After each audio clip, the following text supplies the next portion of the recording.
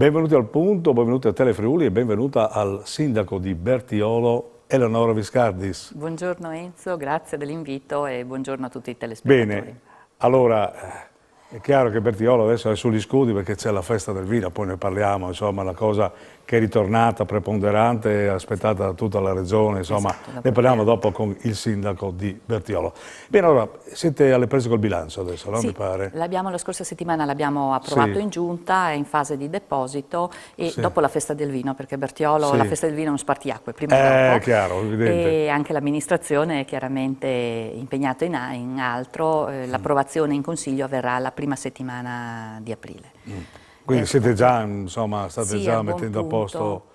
Con le tasse come siamo? Tasse, tributi? Non abbiamo fatto nessun aumento, anche per il momento, perché in questa fase di ripresa non si può assolutamente aumentare. Dico che non è stato semplicissimo chiuderlo un po', insomma è un sentire comune di tutti i piccoli municipi, un po' perché c'è la previsione dell'aumento di tutto la parte energetica e di consumi, però insomma ci siamo riusciti, abbiamo anche messo delle poste perché dovremmo aumentare un po' il personale della polizia locale e anche abbiamo delle sostituzioni in corso, perciò l'abbiamo chiuso e senza nessun aumento di tasse. Questo è importante, visto che la questione energetica sarà pesante, esatto. Quindi dovrete vedere magari più avanti cosa succederà. Esatto, saranno 6 mesi di monitoraggio.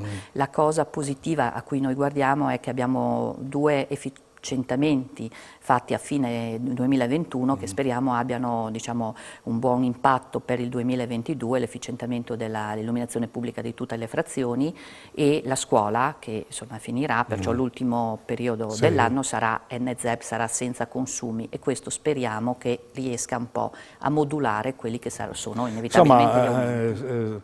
Siete stati anche un po' fortunati nel senso che avevate previsto un po' l'efficientamento della scuola che aiuta, no? Sì, ecco. dell'illuminazione pubblica. Poi avete altre convenzioni, punto dolens, no? Mi pare, è un punto dolens. Con Codroipo, mi pare che Codroipo dell'ambascia perché mi pare che stanno scegliendo i candidati, quindi sì, hanno la testa altrove, diciamo. Hanno la testa altrove, diciamo, è venuta meno una convenzione che durava da più di 25 anni con Codroipo, quella della polizia locale. Bertiolo e Codroipo praticamente l'hanno fondata nel 96, insieme a Camino penso, eravamo proprio gli alleati, diciamo i convenzionati, gli associati storici, e per una scelta unilaterale di Codroipo praticamente non hanno voluto rinnovarla, adesso l'hanno appena approvata con altri comuni, però chiaramente Bertiolo ha dovuto guardarsi intorno perché nel mese di dicembre è stata fatta questa scelta e praticamente noi siamo in una fase diciamo, di passaggio con Rivignano, perciò faremo una convenzione per la polizia locale Rivignano-Bertiolo-Varmo che verrà concretizzata nei prossimi mesi a primavera e comunque crediamo nelle convenzioni come diciamo, rapporto associativo e di mettere insieme perché piccoli comuni non possono farsela da soli. Sempre di più perché il personale insomma è ridotto, è essenziale ridotto, laddove Voi segretari comunali come siete? A scavalco. A scavalco però ancora. Mi ritengo fortunata perché abbiamo uno scavalco diciamo continuativo ormai da quasi 3 anni col dottor Musto e persona estremamente affidabile e disponibile, perciò lo scavalco diventa quasi diciamo una forma, perché non si riesce ad andare a convenzione anche la forma affidabile insomma per voi. Perché, Ecco, poi adesso è stagione di PNRR, no? Il Piano Nazionale di Ripresa e Resilienza, che tutti i comuni sono alle prese. Siamo chiamati. C'è il personale che insomma deve essere un po' anche sotto pressione, ma anche voi dovete scegliere un po' i temi, no? E Bertiolo allora, PNR, io dico ogni tanto, io penso, ma anche questo sia per tutti i sindaci, abbiamo un po' l'ansia di questi PNRR, perché è un momento unico e straordinario in cui ci sono tante risorse, vedremo adesso come cambierà con l'evento guerra, però ci sono tantissime risorse che versano sul territorio e anche, diciamo, sono destinate anche ai piccoli centri. Il problema è che la strutturazione e l'accedervi è abbastanza complicato e lo dico proprio in questi giorni, oggi ne sta scadendo uno di riqualificazione. La burocrazia è molto forte. Molto forte e molto pesante e spaventa anche gli uffici. perché ci sono anche delle assunzioni di responsabilità, si sottoscrive, chi sottoscrive che ha le strutture adeguate per poterlo sostenere, che lo farà in tutti, anche perché e nei poi i termini. controlli saranno stringenti, quanto i denari sono tanti, quindi dovrà un po' selezionare. Esatto. No? Però non possiamo rimanere fuori, infatti come Bertiolo ne facciamo partire oggi uno per la diciamo legato ai piccoli borghi, una linea B, tentiamo, no? Però Sì, ma comunque forse ci saranno anche delle graduatorie, perché io penso che dovranno in qualche modo, esatto, che scontentando un po' di comuni diventa un problema. No? In Italia sappiamo che il consenso è sempre sotto l'occhio dei maggiorenti. No? Non sappiamo quali sono i criteri. In prima battuta non ci sono tanti soldi, però diciamo, l'ambizione è entrare in graduatoria nel caso in cui queste linee vengano rifinanziate. Poi sono le opere normali, no? Le opere che in qualche modo, opere stradali, viabilità, eccetera, che pare che in questi anni avete sempre... Sì, abbiamo anche in corso delle opere molto importanti, abbiamo la scuola che a settembre i bambini devono entrare nella scuola, però stanno scontando un po' il discorso ancora dell'approvvigionamento e dell'aumento del costo. Abbiamo fatto un incontro anche con tutto lo staff delle imprese, delle RUP la scorsa settimana, abbiamo assicurato e abbiamo detto andate avanti perché noi... Cioè, l'obiettivo lo dobbiamo centrare, eventualmente dare supporto in questo. E dopo partiremo, adesso la gara è stata fatta per l'aggiudicazione, che è un'ambizione di questa amministrazione, il co-working, a cui la Regione ha creduto finanziandolo per 2 milioni di euro. Abbiamo fatto la gara per la progettualità, che dovremo sapere a breve i nominativi dello studio che seguirà, e dopo pian piano per il 23 dovrebbero partire i lavori. Quindi, insomma, e questa è una scommessa molto importante, non solo come opera fisica,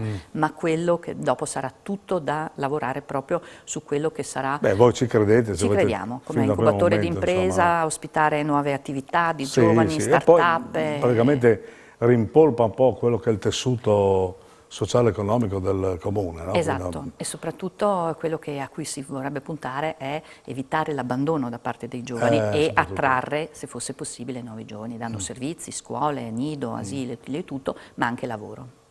Bene, e poi c'è sempre la parte del volontariato, l'associazionismo che piano piano torna, ma un po' tutti i comuni, c'è questa pandemia un po' azzerato un po' tante cose e adesso mi pare che sentono... tornano, hanno voglia di tornare. Il rischio in questi anni, infatti si è cercato di dare sostegno anche un po' economico, il rischio con 2 anni di fermo certe attività, perché alcune hanno continuato a operare, soprattutto quelle rivolte al sociale, all'aiuto, altre si sono fermate, giocoforza, perché appunto teatro, banda non avevano tante possibilità, no? Proprio di trovarsi linee che proprio glielo impedivano, leggi che insomma restrittive. Adesso sta tornando, la voglia è tanta e la stiamo vedendo proprio in questi giorni nell'organizzazione della festa, che insomma il volontariato lì è, mi pare che un protagonista è la spina dorsale insieme a voi di questa manifestazione che parte, è imminente. La festa del vino, siamo alle battute finali. Diciamo, parliamo un momentino di questa festa che ritorna in piena forma dopo un periodo un po' di fermo, è attesa da voi, ma attesa da tutta la regione, perché io sento molti che dicono allora sarà la festa del vino, quindi ci troviamo, eccetera.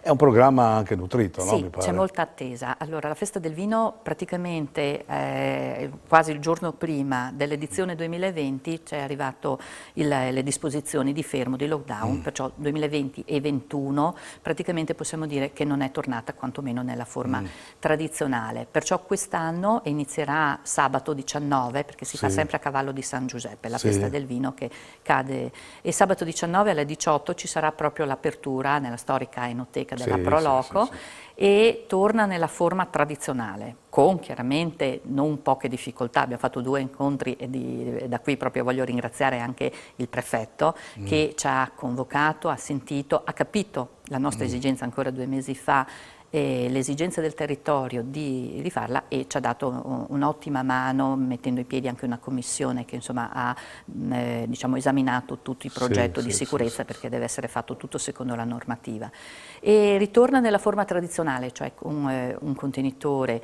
che diciamo, risponde a tante esigenze, dalla famiglia ai bambini, agli adolescenti, dove a Bertiolo è noto che sono le prime feste, le prime uscite, la famiglia, l'anziano, e diciamo in tutto questo il trade union non può essere che il vino, e il vino di qualità. la Festa del Vino, che è arrivata al 73esima edizione, ha puntato, ma ormai da anni, alla qualità dei vini, anche con un concorso che è la mostra del sì, che poi è molto attesa e anche blasonata, insomma. Sì, no? avevamo l'altro giorno alle degustazioni 60 enologi, perciò 60 commissioni che esaminavano. I numeri li diranno sabato alla presentazione, però sono vicino ai massimi storici toccati. Perciò in questa edizione di ripresa, in cui anche le cantine hanno difficoltà a imbottigliare, a fare perché gli manca la materia prima, il vetro. È stato un esatto, problema, no? Però diciamo siamo vicino insomma, ai numeri state partendo massimi. al top, insomma, ecco, in sostanza. Sì, abbiamo grosse aspettative e hanno grosse aspettative. E i E giovani la stanno aspettando. E quindi sarà un incontro di tante persone, Tante quindi anche cose. sulla viabilità perché poi riprende alla grande e quindi la gente arriva. Sì, Ma voi siete, mi pare, collaudati, sì, no? Sì, collaudati, la sicurezza è stata rinforzata, ci sono delle agenzie anche che daranno supporto alla polizia locale, ci sono dei piani proprio per diciamo, rispettare la legge Gabrielli, per le entrate, e ci sono tante cose. E poi c'è anche un altro che oltre, diciamo, nella mostra, oltre a tutto questo contenitore di tanti intrattenimenti, come abbiamo detto c'è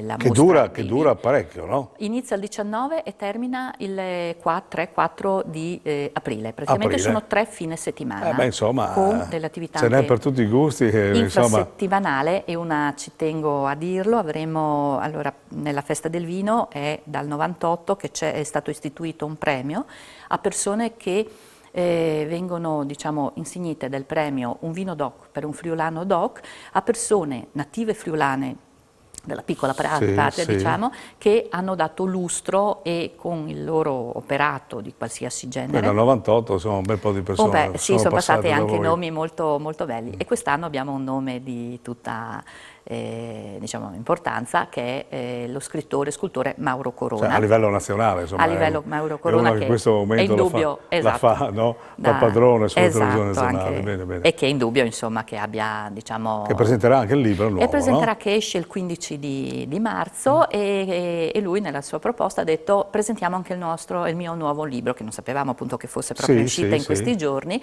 e perciò Le 4 stagioni del vivere, che esce il 15 marzo, verrà presentato il 31 marzo in una serata al teatro, all'Auditorium di Bertiolo, dedicata al friulano DOC, con la consegna del premio, che è praticamente una piccola opera d'oro fatta da un maestro orefice locale, e che viene conferita come friulano DOC 2022 a Mauro Corona. Bene, benissimo. Allora, naturalmente tutti a Bertiolo, perché tutti a Bertiolo, dal il sindaco 19 aspetta tutti i cittadini, non solo di Bertiolo, che quelli sono automatici, ma poi anche in tutta la regione hanno ben 3 settimane di tempo per trovare la soluzione per abbinare i vini, insomma fare un po' ci saranno 7 chioschi, che è un po' la caratteristica, che si snoda su tutto il paese, e ci sono i chioschi un po' come da tradizione, quando facevano le frasche, perché nasce da lì, per vendere il vino che era arrivato a maturazione, e adesso gestiti da delle associazioni, sia di Bertiolo sia dei paesi limitrofi, gestiscono questi chioschi. Ci sono 7 chioschi, con ognuno il proprio piatto, perciò vino, gastronomia, intrattenimento, cultura. E c'è la mostra presso la chiesa dei affreschi senza confini, con la possibilità di vedere gli affreschi della Cappella Minore, che sono stati scoperti non tanto tempo fa, e perciò un'occasione in più. Benissimo, allora, Sindaco, grazie per queste primizie che ci ha dato, insomma, naturalmente ci troveremo tutti a Bertiolo, perché ci sarò anch'io, e per cui naturalmente vi aspetto a Bertiolo, e naturalmente vi aspetto anche alla prossima puntata con un altro primo cittadino. Intanto grazie ancora al Sindaco di Bertiolo. Saluti a tutti.